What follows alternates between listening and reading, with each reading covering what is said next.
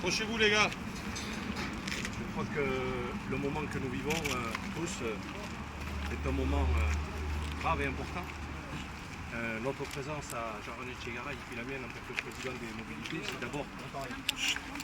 c'est d'abord pour vous apporter notre soutien et notre solidarité par rapport à Philippe, parce que je vais plutôt l'appeler Philippe, parce qu'il se trouve qu'on se connaissait depuis très longtemps, on a partagé beaucoup de choses dans notre jeunesse, donc Philippe, c'est quelqu'un qu'on appréciait tous, et on connaissait le caractère de Philippe, moi je le connaissais bien. Et donc c'était juste pour vous dire que nous sommes à vos côtés, qu'on est solidaires de vos décisions, notamment qu'on veut accompagner. En tout cas, on s'inscrit dans vos pas par rapport à ce qu'on est en train de vivre dans cette société qui change. On pensait que ça n'était que pour d'autres grandes villes ou grandes cités. On s'aperçoit que ce monde est en train de changer sous nos yeux, qu'il faut aujourd'hui prendre des décisions, qu'on va essayer d'accompagner avec le président Tchegaray pour vous amener un maximum de sécurité dans l'exercice de votre fonction. Les pensées, en tout cas, vous le devinez. Et bon, Philippe, son épouse, pardon, et ses 3 filles. Donc sachez que les élus que nous sommes, on est totalement solidaires de votre action. En tout cas, on va essayer de vous accompagner dans des solutions pérennes. Voilà, désolé, pardon. Je vais juste compléter ce que vient de dire Claude Olive, qui est donc président du syndicat des mobilités et qui vient de nous faire part de l'affliction dans laquelle nous étions également. Nous étions avec Claude Olive hier, non loin de Philippe, effectivement, qui est d'ailleurs un habitant de Bayonne, qui habite un lotissement que je connais bien. On n'était donc pas loin de lui lorsqu'effectivement il est passé du bloc opératoire à la réanimation.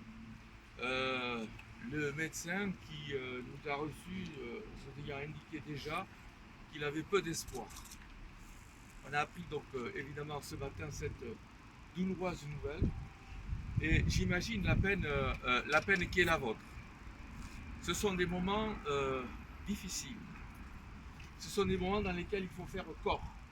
Bien évidemment, on a tous une pensée pour sa femme, pour ses filles, pour toute sa famille, qui en quelques heures ont vu leur vie basculer. Après un acte barbare, nous espérions avec Claude Olive que nous étions épargnés de ce type d'acte, que nous étions encore ici dans une espèce de grand village. Vous êtes déconnecté, ça Eh bien, simplement, on s'est simplement rendu compte que les phénomènes des grandes banlieues sont également chez nous. Alors, bien évidemment,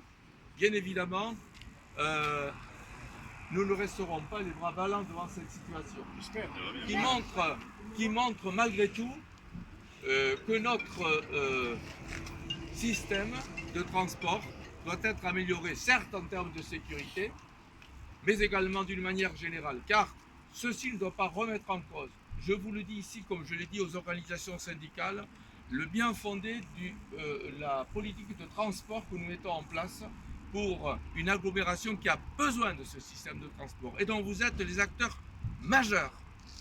Alors sachez, vous êtes en première ligne et c'est la raison, pour laquelle le président Olive tout à l'heure a indiqué aux organisations syndicales, s'il vous plaît, essayons de rester, essayons monsieur, nous sommes tous dans l'émotion.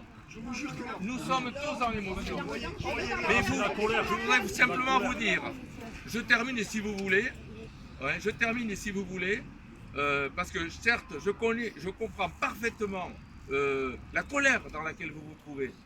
Mais je vais vous dire aussi que je suis le premier avec Claude Olive à demander à la police de poursuivre à la plus grande fermeté les auteurs de cet attentat et demander aussi à la justice que derrière, elle soit tout à fait ferme pour montrer un signe dans ce pays et en particulier dans l'agglomération bayonnaise que les actes comme ça ne resteront pas impunis.